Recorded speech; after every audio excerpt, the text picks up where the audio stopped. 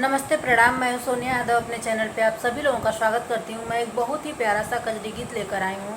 बहुत ही मज़ेदार गीत है। गीत पसंद आए तो लाइक शेयर कमेंट करना ना भूले दोस्तों। जो लोग चैनल पे नए चैनल को सब्सक्राइब करें और वीडियो को ज़्यादा से ज़्यादा शेयर करें।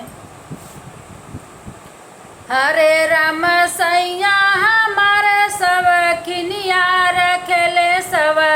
तिनिया रे हारी कि हरे राम सैया हमारे सब खिनिया रखेले सब तिनिया रे हारी कि हरे राम ससुरे में सास मलकिनिया बाबड़ किना गिनिया रे हारी कि हरे राम ससुरे में सास मलकिनिया बड़किना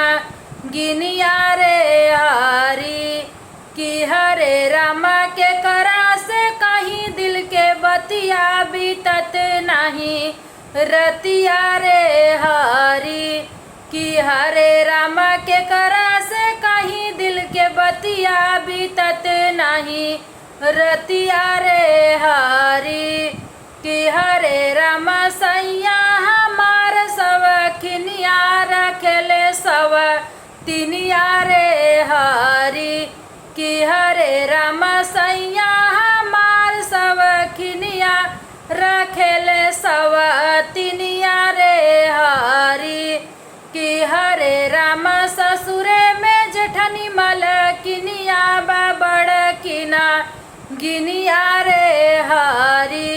कि हरे राम ससुरे में जेठनी मलकिनिया बड़किना गिनिया रे हारी कि हरे राम के करा से कहीं दिल के बतिया बीतत नहीं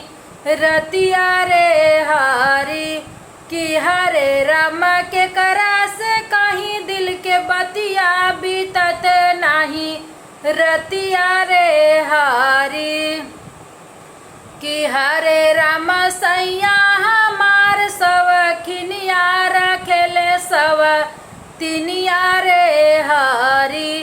कि हरे राम सैया हमार सब खिनिया रखेले सब तिनिया रे हारी कि हरे राम ससुरे में ननद मलकिनिया बाबड़ किना